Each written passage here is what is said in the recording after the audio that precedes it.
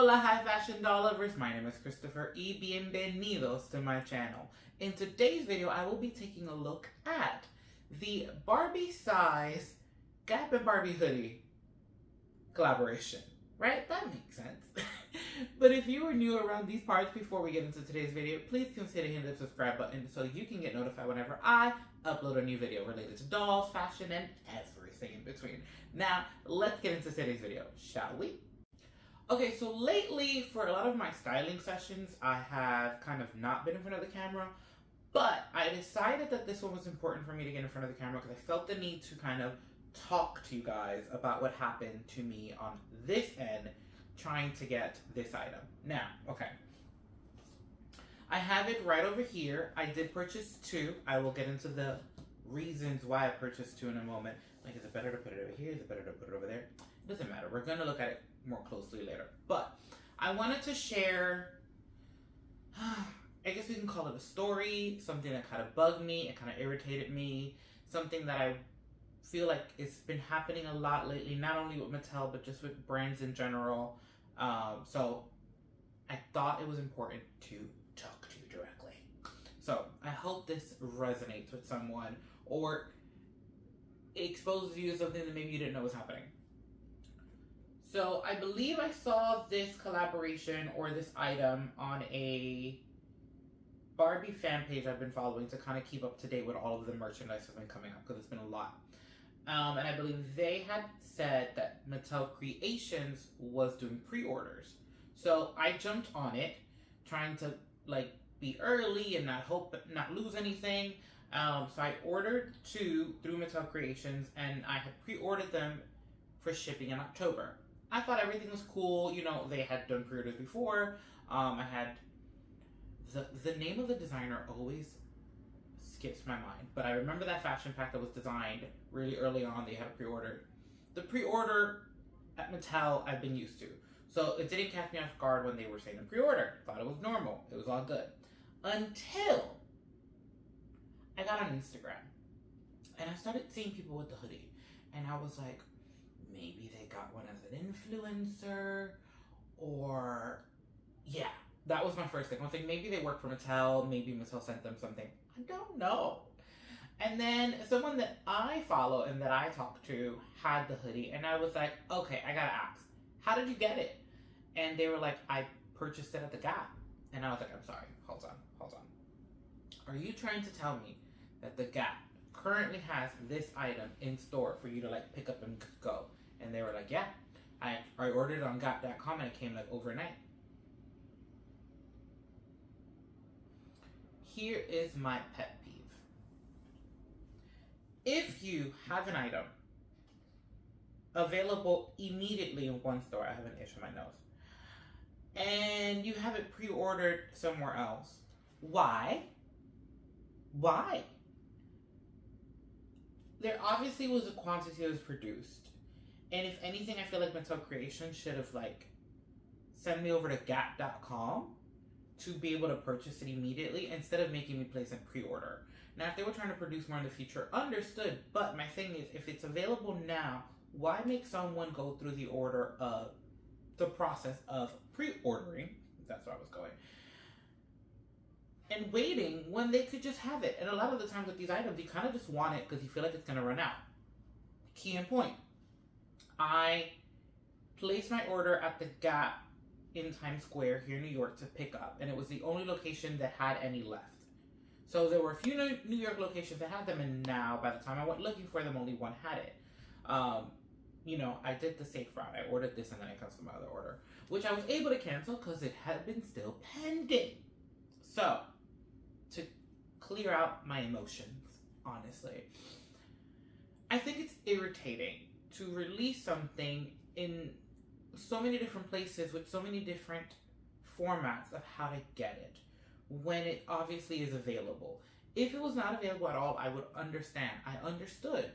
But to discover that it is available, that people are picking it up in the store, it's almost like there's two different formats, and if people don't communicate, because a lot of times, you know, we actually aren't that great with communication.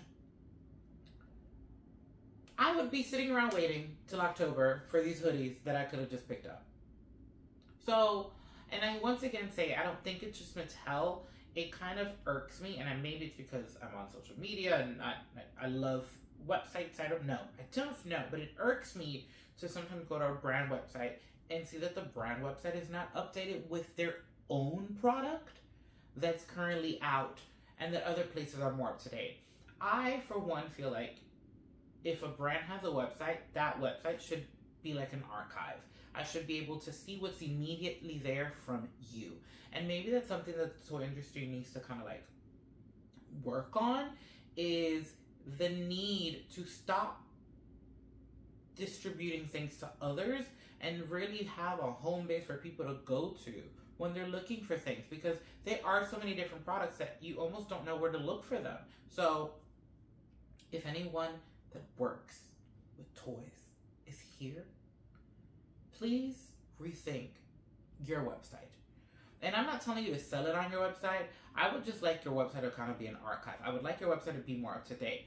Websites are still important. Yes, people go to social media all the time, but if your website doesn't go anywhere, if your social media doesn't go to a website that has more information, what are you doing? Like, what are you doing? Okay. I'm going to leave my emotions there. I think we're going to wrap that up. I am going to go ahead and unbox these, and we're going to take a look at them up close. But before I take a look at these, we're going to do what we have been doing around my parts of videos. I am so like still emotional that I just do that all together. Let's take it back. Let's take it back. I am going to do what I've been doing around my videos recently, which is I will be introducing the models that I'll be using in this styling session, because I'm going to take a look at the hoodie as it is. I mean, it's just a hoodie, but you know, it looks pretty well made, so we're going to break that down. And then I think I'm going to give you a brief sneak peek into the looks that I'm creating. I am creating two. Should I tell you now what they're for? Yes. I purposely bought two because I bought one to try on a guy and one for a girl. So I will be creating a boy and a girl look with these hoodies. So without further ado, let's go ahead and meet the models for today's video, shall we? In this video we have Tobias and the stunning Isha. Okay, so before I unbox the hoodie, I wanted to give everyone a look of what it looked like in the box. This is the front. Gap and Barbie over here, the same logo that she has. Well, the same logo the hoodie has. On the side, we have Barbie with this ombre effect. We have the same on the other side, kind of the opposite. Same at the top. And at the bottom, we have some information made in Indonesia. Then in the back, we have a photo of 3 dolls. We have the one and only photo, I think, including a guy, which inspired me to style this on a guy. And then some other, like, Mattel information in the back. Once again, I did purchase 2. So now, let me go ahead and take this out off camera. Okay, so here we have one of the hoodies out of the box. Now, something I meant to say earlier, but I was too far gone in my rant of how messy this was. I honestly would have loved to see more. And I think we all say that when one thing is released. We're just like, why do we stop? And by that I mean, like, I would have loved to see maybe it be a full outfit and come with a pair of jeans. I remember being a kid and going into the Gap store and there being the Gap Barbie and having like a whole wardrobe or a shopping bag. So I think it would have been super cute to continue the collection, if you may, like that. As you see, some of the marks from the little staples that they use are right there. But yeah, I mean, the collection with Gap was, well, it was a collection. There was more than one item. It would have been nice to see more than one item made miniature, or maybe for this to be a full look. Just because, why not? I always think of the why not. You know, I understand that there's prices and there's budget, but I feel like if you could give me a hoodie, you could give me like a fashion pack. We could have just maybe done a pair of jeans. Gap is kind of known for their jeans, or used to be known for their jeans. Or we could have even done a tracksuit. Maybe you could have given me sweatpants with the hoodie. The fabric is just stunning. I mean, I don't know what else to say but stunning. Although stunning is based on looks, and this is more feeling. It feels amazing. The hoodie is very like, it's double lined, I guess you could say. It does have a string over here to kind of pull on. It looks like it's one of those hoodies that goes over. There is no Velcro anywhere, which is super nice. I mean, a little concerning for Isha's hairstyle that we're using in this video, but it is what it is. So there you go. We have a working pocket in the front as well. Going to bring in the bottoms that I am pairing the hoodie with and kind of talk you through what my inspiration was for these looks. Usually I kind of just show you the look and let the look speak for themselves, but I figured with this video I could give a little background because there is somewhat of an inspiration behind it. So let me go ahead and get those. Okay, I would like to start off by saying that I have not tried these on the models yet. So when you see the show, the fashion show that's coming up next, we will all be seeing how it fits for the first time. And I've gone too far from introducing models to styling looks that at this point, whatever happens, happens, and you're gonna get to see it. So, my first inspiration for this look, ironically enough, was Greta, the director of the Barbie movie. If you were following her fashion choices when she was on her press tour, she had this like very casual top, sweaters, crew necks, and these like flowy skirts. A look that was very popular at J. Crew. Ironic, I'm going with a whole different brand, but hey, I like the vibe. I also wanted to try something different. If you look at the photos from the Gap promos, the dolls either have a denim skirt or they have jeans and mostly pants other than a denim skirt. So I wanted to do something a little bit more glam and also on trend, believe it or not. Now for the guy, I had a different idea, but once I paired my other idea with the sweater, it just didn't work.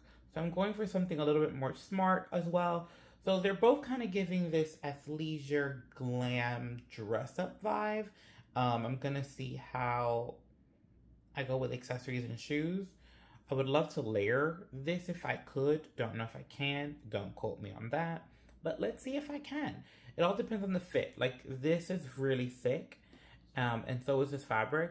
So I'm not sure if it's the best fabric to layer with, but I will try it. And again, when you see the fashion show, you will see where I ended up at.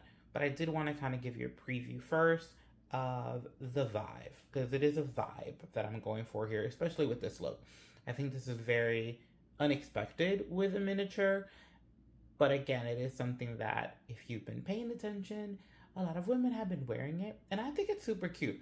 I am all about a good hoodie and a good crew neck myself, and if I can wear it with a pair of dress pants, and if I could dress that up, I love the idea. So excited to see how this turns out for me. So now, without further ado, I'm gonna stop talking and on to my fashion show.